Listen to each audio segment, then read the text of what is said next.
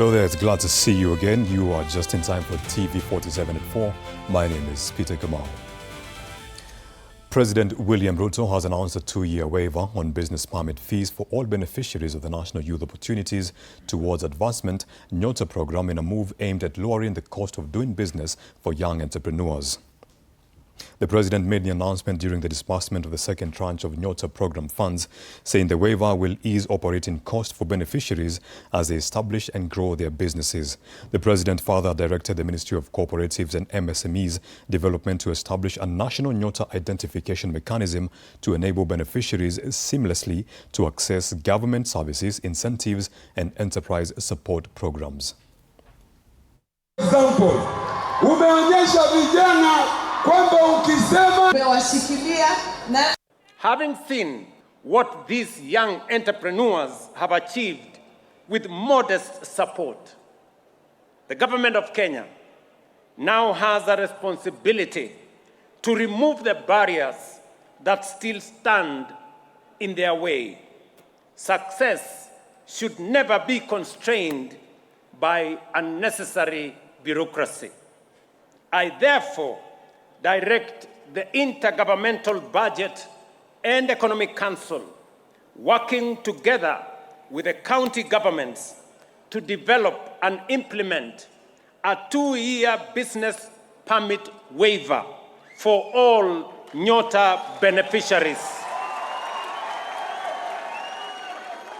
Young businesses deserve the opportunity to find their feet before they bear the full cost of compliance. Elsewhere, Kirinyaga Governor Anne Waiguru has announced an additional 10,000 shillings for every NYOTA program beneficiary from Kirinyaga County, boosting their total startup capital from 50,000 to 60,000 shillings. Speaking during the disbursement of the second tranche of NYOTA funds in Muranga, the governor also waived county business permit fees for all Kirinyaga beneficiaries to help young entrepreneurs establish their businesses. Waiguru said the county's support complements the national government's youth empowerment efforts, adding that 90 million shillings has also been set aside to support more youth and women through the County Empowerment Program.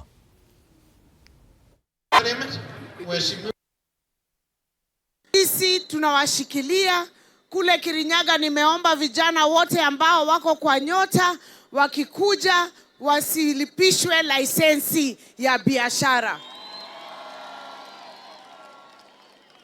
Kisha kwa sababu mimi niko kwa serikali ya Mheshimiwa Rais, mimi ningependa kumsukuma kwa sababu sisi pia tuko na pesa za empowerment, si ndio? Hao ambao wako second tranche wa kutoka Kirinyaga wanapewa leo shilingi 25,000. Wanapewa na NYOTA. Mimi kama gavana wa Kirinyaga ningependa kuwapatia ka boost kila wale ambao wako kwa second tranche, tuongezee kila mtu shilingi 10,000. In other news, former Deputy President Rigathi Gachagua has criticized IEBC Chairperson Erastus Ethekon for threatening to postpone the Olkalou by-election, claiming President William Ruto is behind the push after sensing defeat in the upcoming mini-poll. Gachagua, while addressing a press conference at DCP party headquarters, has instead told Ethekon and IEBC to take action against government officials for orchestrating violence and voter bribery. Gachagua also revealed a plot by Ruto's allies to use plainclothes police officers to cause violence and disrupt the poll. Thank you very much.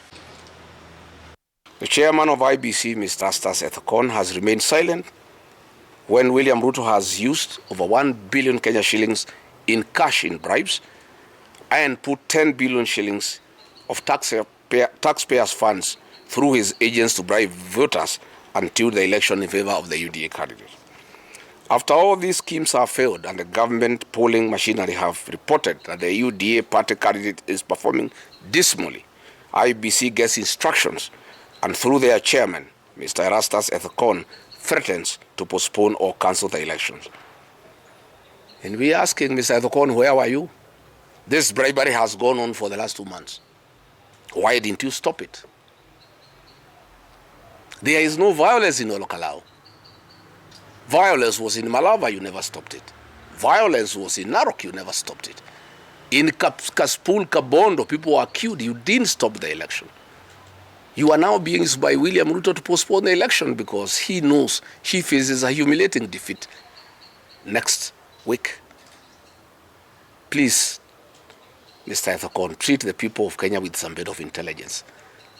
Where have you been? Do you live in this country?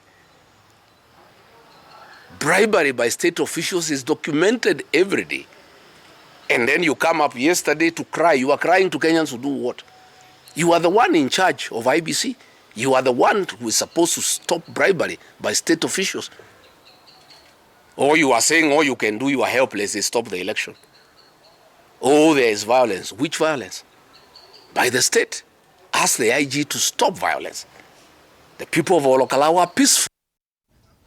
Meanwhile, political parties have intensified pressure on the Independent Electoral and Boundaries Commission, rejecting its indication that Olkalau parliamentary by-election could be postponed or cancelled.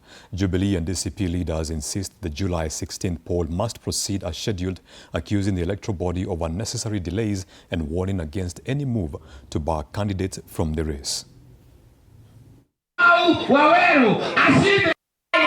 To everybody is that we've come to Olkalau this morning and the whole day actually to campaign for our candidate for the by-elections coming on the 16th. That's next Thursday, Engineer Kegwa. And we are here because we know and we believe that Jubilee is the national party.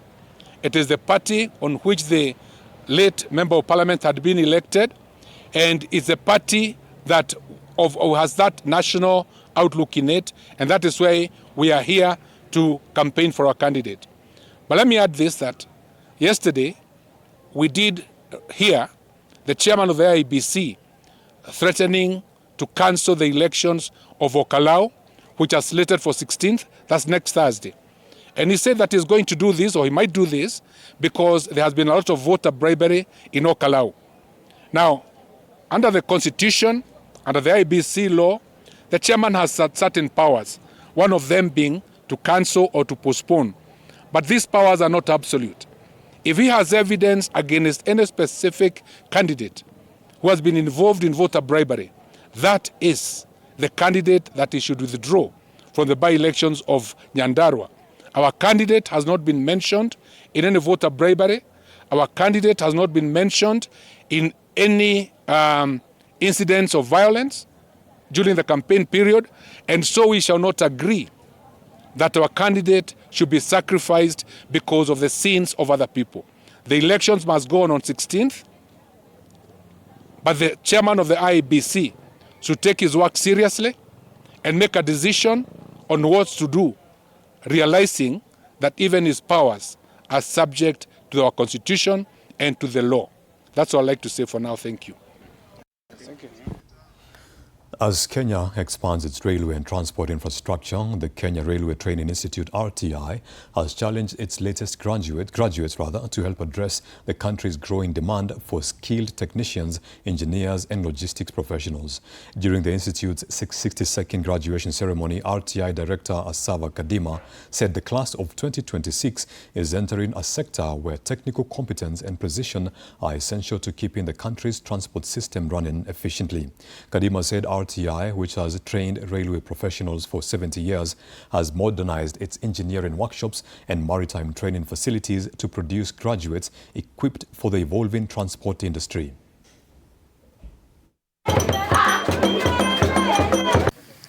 RTI is a Kenya Railways Corporation Training Center, specific training some of the key courses that are not trained in the market. They are very unique courses that we train for our operations, our mechanical, technical engineers. And this college is so important to Kenya Railways Corporation because some of the courses we do and the students we are going to see today in graduating home cannot be trained anywhere else in Kenya or even in Africa. We train them in the railway system. You know, the first railway line in Kilometer Zero was done in 1896. So the vision is well defined beyond Kenya, so to say. The vision of railway in this country spans also including our neighbors. That is Uganda, Tanzania, South Sudan of resident, Rwanda, Burundi, and as far as DRC as a member of the East African community.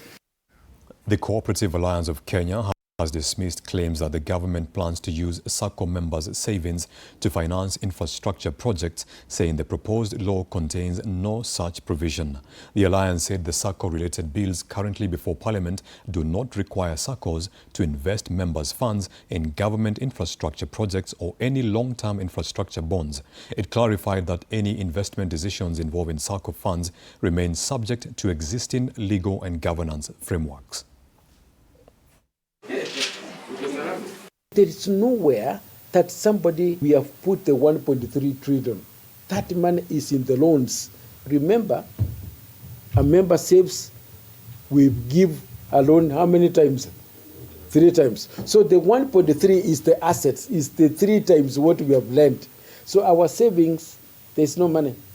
If somebody thinks we have the money in the banks lying idle, there's nothing like that. The money is in the loans. It's in the suits we are wearing. It's in the TV you have in the house. It's the motorbikes we have funded. So there's no 1.3 billion sitting anywhere idle. It is in the loans. So unless you are saying the government wants to mortgage all our houses and properties that we have used to take the money. It is exactly 4:11 p.m. East African Times, and that's where we wrap up this edition of TV47 at 4. Up next is World Cup Extra. Enjoy the rest of your afternoon.